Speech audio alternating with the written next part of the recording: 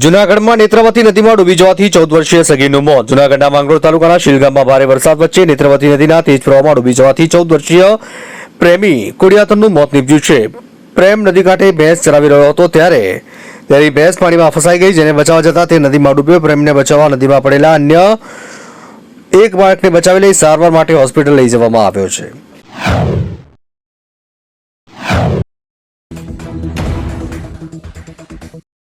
સુરતમાં સ્ક્રેપના ગોડાઉનમાં લાગી ભીષણ આગ. ફાયર બ્રિગેડની 4 ગાડીઓ સ્થળ ઉપર. સુરતના પલસાણાના જોડવા ગામના હિમાલયા સ્ક્રેપના ગોડાઉનમાં ભીષણ આગ લાગી. ગોડાઉનમાં અચાનક આગ લાગતા દોડધામ મચી ગઈ. બારડોલી અને પીપીએલની 4 ફાયર બ્રિગેડની ગાડીઓ ઘટનાસ્થળ પર પહોંચી આગ પર કાબુ મેળવવાનો પ્રયત્ન શરૂ કર્યો. આગ લાગવાનું ચોક્કસ કારણ હાલ સામે નથી આવ્યું. પલસાણા પોલીસ ઘટના સ્થળે પહોંચી આ મામલે તપાસ શરૂ કરી છે.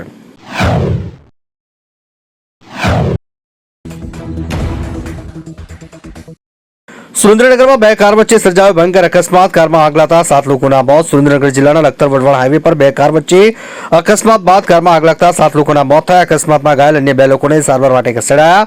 મૃતકોમાં પુરુષો અને મહિલાઓ સહિત બાળકોનો પણ સમાવેશ થતો હોવાનું સામે આવ્યું છે. પોલીસ અને 108 ટીમે બળેલે મૃતદેહને બહાર કાઢવાની કામગીરી શરૂ કરી છે.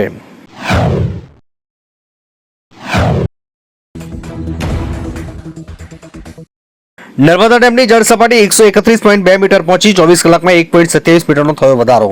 વિરામ બાદ ફરી વરસાદ શરૂ થતા નર્મદા ડેમની જળ સપાટી 131.2 મીટર પર પહોંચી ગઈ. છેલ્લા 24 કલાકમાં નર્મદા ડેમની જળ સપાટીમાં 1.27 મીટરનો વધારો નોંધાયો છે. ડેમમાં 1,23,686 ક્યુસેક પાણીની ઉપરવાસમાંથી આવક થતા ડેમની જળ સપાટીમાં વધારો નોંધાયો છે. તંત્ર દ્વારા હાલ પરિસ્થિતિને ધ્યાનમાં રાખીને ડેમના તમામ ગેટ બંધ રાખવામાં આવ્યા છે.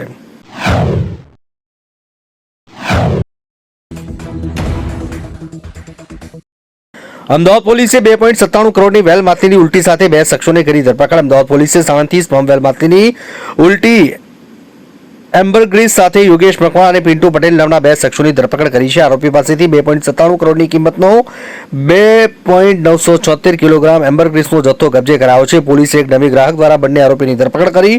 બંને યુવકો ભાવનગરના ભરત સરવૈયા નામના વ્યક્તિ પાસેથી એમ્બરગ્રીસ લાવ્યા હોવાનું પૂછપરછમાં સામે આવ્યું છે.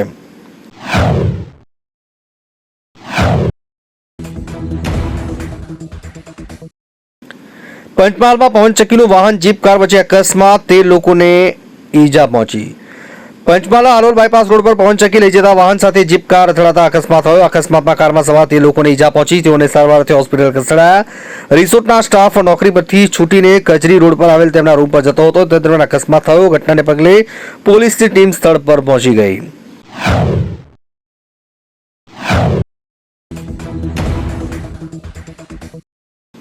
બોટાદના સ્વામિનારાયણ મંદિરમાં જુગાર રમતા 8 શખ્સો પકડાયા. સ્વામી રમાડતા હતા જુગાર. બોટાદના ગરડામાં સ્થિત સ્વામિનારાયણ મંદિરમાં જુગાર રમતા પાર્ષદ હરિકૃષ્ણ સ્વામી સહિત 8 શખ્સોની પોલીસે ધરપકડ કરી છે. જૂના સ્વામિનારાયણ મંદિરના ઉતારા વિભાગના રૂમમાં જુગાર રમાતો હતો, જ્યાં પાર્ષદ હરિકૃષ્ણ સ્વામી જુગાર રમાડતા હોવાનું પોલીસ તપાસમાં ખુલ્યું છે. આ અંગે મંદિરના ચેરમેને કહ્યું કે અમારી ગેરહાજરીનો લાભ લઈ આ શખ્સો પોતાના આવાસમાં બારણું બંધ કરી જુગાર રમતા હતા.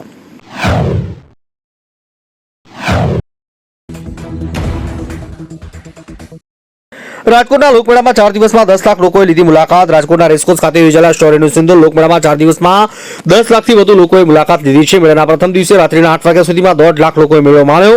લોકમેળામાં પ્રથમ દિવસે બપોર બાદ શરૂ થયેલી રાઇડ સાલમાં હાઉસફુલ જોવા મળી. મેળામાં ત્રિકુટા પડેલા 100 કરતાં વધુ બાળકો અને મહિલાઓનું પોલીસ પરિવાર સાથે મિલન કરાવ્યું છે.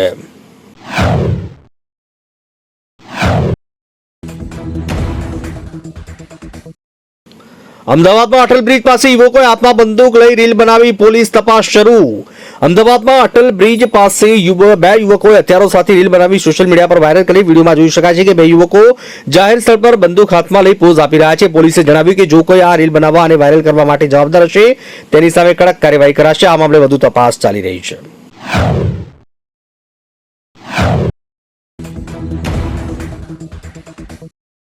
રાજ્યમાં છેલ્લા 24 કલાકમાં 215 થી વધુ તાલુકામાં વરસાદ પડ્યો. રાજ્યમાં છેલ્લા 24 કલાકમાં 215 થી વધુ તાલુકામાં વરસાદ પડ્યો.